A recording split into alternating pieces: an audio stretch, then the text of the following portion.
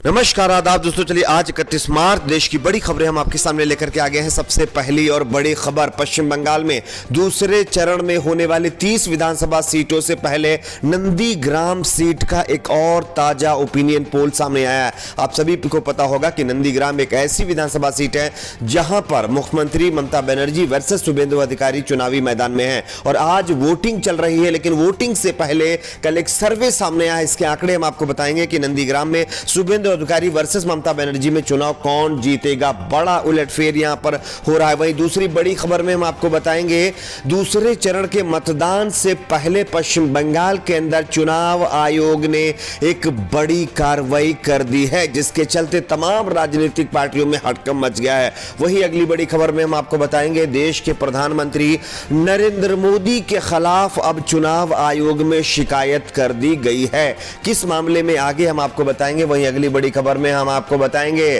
कि किसानों के विरोध झेल रहे बीजेपी नेताओं का अब पश्चिम बंगाल में भी विरोध शुरू हो गया है।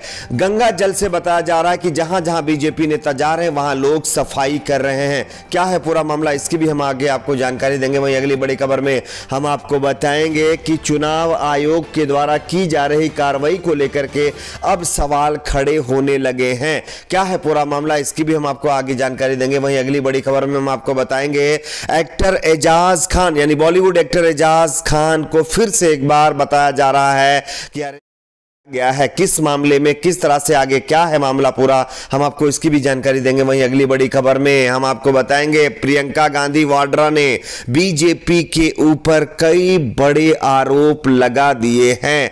केरल में उन्होंने अपने चुनावी कैंपेन के दौरान ये बात कही है। क्या कुछ कहा है आगे हम आपको इसकी भी जानकारी देंगे। वहीं अगली बड़ी खबर असम से आ रही है, जहां पर बीजेपी सरकार को बड़ा झटका, बांग्ला भाषी हिंदुओं ने एक बड़ा ऐलान कर दिया है। तो एक एक करके तमाम बड़ी खबरें आपके सामने रखेंगे। उससे पहले एक छोटी सी रिक्वेस्ट करेंगे, आप इस वीडियो को लाइक करके चैनल को सब्सक्राइब जरूर कर लीजिए। आज यानी कि 31 मार्च पश्चिम बंगाल की 30 विधानसभा सीटों पर दूसरे चरण के लिए वोटिंग शुरू हो चुकी है।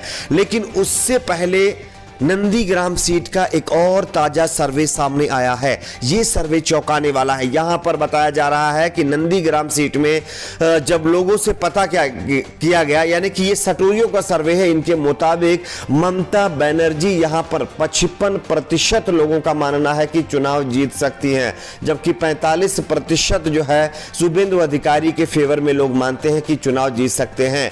तो यह सर्वे चौंकाने वाला है, यानी कि ममता बनर्जी नंदीग्राम में अभी भी शुभेंदु अधिकारी के मुकाबले 10% आगे चल रही हैं। बात करेंगे अगली बड़ी खबर की। पश्चिम बंगाल में दूसरे चरण के मतदान से पहले रातों रात चुनाव आयोग ने एक बड़ा ऐलान कर दिया है। चुनाव आयोग ने मंगलवार को कोलकाता के बल्लीगंज विधानसभा क्षेत्र के रिटर्निंग अधिकारी समेत 3 चुनाव में हिस्सा ले रहे अधिकारियों को हटा दिया है। मंगलवार को एक आदेश में यह जानकारी दी गई है। आदेश में कहा गया है कि 2 अन्य अधिकारियों में हल्दिया के उप मंडल पुलिस अधिकारी एसडीपीओ और पूर्वा मेदिनीपुर जिले में महिषा दल के सर्कल इंस्पेक्टर सीओ शामिल हैं। चुनाव आयोग ने पश्चिम बंगाल के मुख्य निर्वाचन अधिकारी को भेजे एक पत्र में कहा है कि ये जो 3 अधिकारियों को उन्होंने हटाया है, इसके पीछे की वजह यह है कि वो 10 से ज्यादा अधिक सालों से एक ही कार्यालय में तैनात और वर्तमान में बल्लीगंज सीट के रिटर्निंग अधिकारी अरिंदम मणि को तत्काल एक गैर चुनाव पद पर ट्रांसफर किया जाए।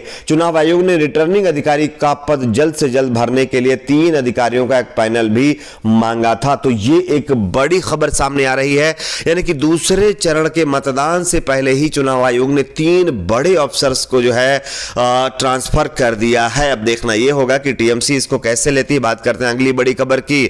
देश के प्रधानमंत्री नरेंद्र मोदी के ऊपर एक बड़ा आरोप लगा है। आचार संहिता का उल्लंघन करने का आरोप टीएमसी ने लगाया है। तृणमूल कांग्रेस ने पीएम मोदी के खिलाफ चुनाव आयोग से शिकायत कर दी है। पार्टी का कहना है कि पीएम मोदी ने हाल ही में अपनी बांग्लादेश यात्रा के दौरान लोकतांत्रिक मूल्यों और आचार संहिता का उल्लंघन किया है। टीएमसी का कहना है कि पीएम मोदी की बांग्लादेश यात्रा चुनावी आचार संहिता का सीधे तौर पर उल्लंघन है। सीएम ममता बनर्जी ने कहा पीएम मोदी को चुनाव के समय बांग्लादेश की यात्रा करने पर लताड़ा है। नेता का कहना है कि पीएम मोदी ने पश्चिम बंगाल चुनाव को लक्ष्य करके ही बांग्लादेश की यात्रा की है। बता दें कि जिस समय पश्चिम बंगाल में पहले चरण का मतदान चल रहा था, ठीक उसी समय पीएम मोदी बांग्लादेश में मुटुआ मंदिर के दर्शन कर रहे थे। ममता बनर्जी ने शनिवार को एक सार्वजनिक सभा में कहा है कि मोदी पश्चिम बंगाल चुनाव को प्रभावित करने के लिए बांग्लादेश के मुटुआ मंदिर में भाषण दे रहे हैं। ममता ने कहा कि यह चुनाव आचार संहिता का उल्लंघन है, जिसके लिए हम चुनाव आयोग से शिकायत करेंगे। तो इस पर शिकायत हो चुकी, अब देखना यह है कि चुनाव आयोग इस पर क्या कार्रवाई करता है। बात करते हैं अगली बड़ी खबर की। बंगाल से ही आ रही है। पहले तो किसानों का विरोध झेल रहे हैं, बीजेपी नेता उभर नहीं पाए हैं। अब बंगाल के लोगों ने बीजेपी नेताओं का विरोध शुरू कर दिया। आप इस खबर को देखिए। बंगाल के चुनाव में एक से बढ़कर एक ड्रामे देखने को मिल रहे हैं। यहां एक लीडर जब चुनावी कैंपेन करने के लिए अपने इलाके में गए तो गो बैक के एक तो नारे लगे उनके स्वागत में। इतना ही नहीं, जब वहां एक दुकान पर बैठकर गए तो उस जगह को लोगों ने गंगाजल छिड़ककर शुद्धिकरण किया है। नॉर्थ 24 परगना से दीपक देगवार की यह रिपोर्ट सामने आई है। यह मामला नॉर्थ 24 परगना जिले हावड़ा म्युनिसिपैलिटी इलाके का है, जहां बंगाल बीजेपी के senior leader Rahul Sinha vote मांगने के लिए मंगलवार सुबह गए थे।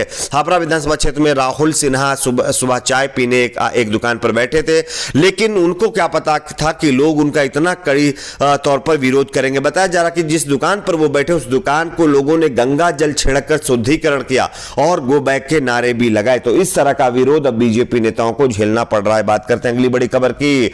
अगली बड़ी खबर, चुनाव आयोग पर एक और सवाल खड़ा हो गया है। दरअसल जिस तरह से हजारों की भीड़ इकट्ठा करने वाले नेताओं के ऊपर ना तो किसी तरह के सोशल डिस्टेंसिंग का रूल लगाया जाता है, ना तो कोरोना प्रोटोकॉल के बारे में, लेकिन जब लोग वोट करने जाते हैं तो उनको सोशल डिस्टेंसिंग का हवाला दिया जाता है और उनको कहा जाता है कि कोरोना प्रोटोकॉल को फॉलो करिए। अगर वो किसी तरह की कोई मिस्टेक करते हैं तो उनके ऊपर कार्रवाई की जाती है। लेकिन अब इलेक्शन कमीशन के ऊपर पक्षपात का आरोप लग गया है। आप इस खबर को देखिए। हजारों की भीड़ में रैलियां, मगर मतदान में सोशल डिस्टेंसिंग। पत्रकार बोले इसी में हिपोक्रेसी का एक बड़ा मामला है। जिस तरह से चुनाव आयोग काम कर रहा है ये बिल्कुल भी ठीक नहीं है। आपकी अपनी क्या राय है? आप अपनी राय को जरूर शेयर करें। बात करते हैं अगली बड़ी खबर की। एक्टर एजाज खान को मुंबई में एनसीबी ने अपने कब्जे में लिया है। मुंबई में बताया जा रहा है कि एक बड़े मामले में एनसीबी की कार्रवाई अभी भी जारी है।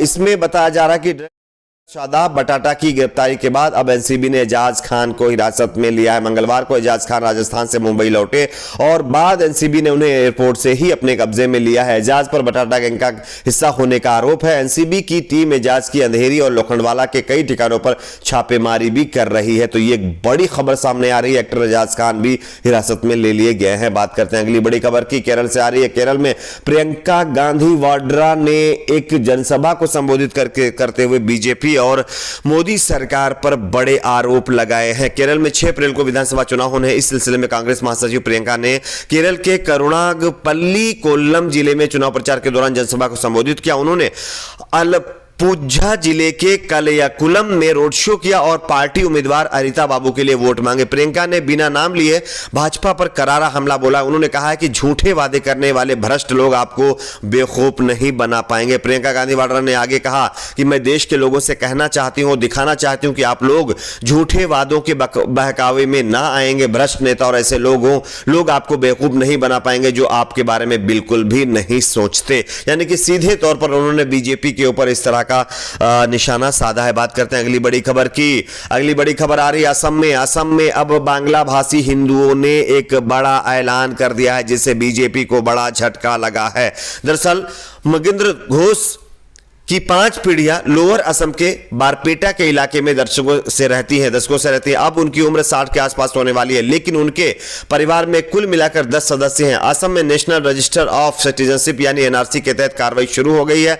परिवार के सभी सदस्यों के नाम उसमें शामिल कर लिए गए हैं, मगर उनके एक भाई का नाम इस लिस्ट में नहीं है और उनके भाई को डी वोटर यानी डाउटफुल वोटर या विवादित वोटर के रूप में चिन्हित किया गया, जिसके चलते वहां के कई इस तरह के हिंदू आहत हैं, जिसके चलते उन्होंने कहा कि हमारी सुध लेने वाला कोई नहीं है। आपकी अपनी क्या राय है नीचे कमेंट बॉक्स में बताइए। वीडियो को लाइक शेयर, चैनल को सब्सक्राइब जरूर करें।